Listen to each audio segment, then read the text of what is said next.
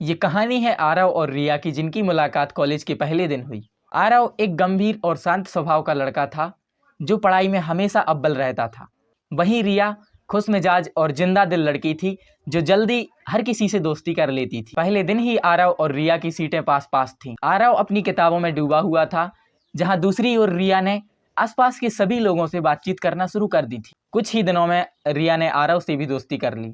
शुरू में आरव को रिया का ये चुलबुलापन बहुत ही अजीब लगा, लेकिन धीरे धीरे उसे रिया की खुशमिजाजी और जिंदा दिली पसंद आने लगी। रिया की बातें और उसका हंसना अब आरव के जीवन में एक नई रौनक पैदा करने लगा। दोनों साथ में पढ़ाई करते, कॉलेज का काम भी साथ में करते और कभी कभी बाहर घूमने भी जाते। धीरे धीरे दोनों में प्यार की शुरुआत होने लगी।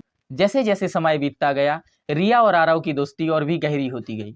कॉलेज के दूसरे वर्ष आरव को एहसास हुआ कि उसे रिया से प्यार होने लगा है। एक शाम जब दोनों कॉलेज के पार्क में बैठे थे तो धीरे धीरे हिम्मत जुटाकर आरव ने रिया से कहा, रिया मैं तुमसे प्यार करता हूँ। पहले तो रिया चुप्पी साध कर कुछ देर तक बैठी रही, फिर धीरे धीरे उसने आरव की ओर देखते हुए कहा कि मैं भी तुमसे प्यार करती हूँ। उस पल दोनों की आंखों में आंसू थे। दोनों एक दूसरे के गले लग गए। मुश्किलें और संघर्ष। कॉलेज का आखिरी दिन था और दोनों अपने करियर के बारे में सोच रहे थे। आरव ने रिया को शादी के लिए प्रपोज किया और रिया ने भी खुशी खुशी हाँ कर दी। लेकिन रिया को उसके माता पिता की चिंता सताने लगी।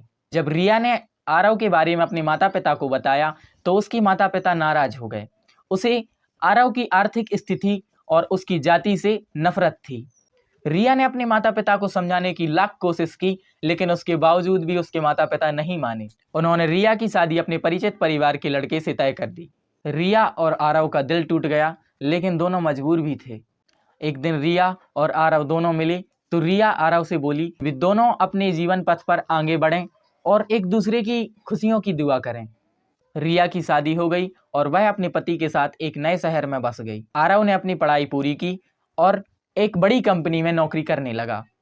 उसने अपने जीवन में बहुत तरक्की की, लेकिन रिया की जगह कोई नहीं ले पाया। वक्त बीतता गया, लेकिन आरव और रिया की यादें हमेशा उनके साथ रहीं। वे कभी कभी एक दूसरे की यादों में खो जाते, लेकिन अब उनकी जिंदगी में कोई और था। आरव ने शादी नहीं की और अपने काम में ही व्यस्त रहा। रिया ने अपने परिवार की खुशी के लिए खुद को समर्पित तो कर दिया, लेकिन आज भी रिया के दिल में आरव की एक खास जगह थी। और इस तरह आरव और रिया की कहानी अधूरी रह गई। उनका प्यार सच्चा था, लेकिन हालातों ने उन्हें एक दूसरे से अलग कर दिया। उनकी यादें और प्यार की कशिश हमेशा दोनों के दिलों में जिंदा रही, लेकिन वे कभी एक नहीं हो सके।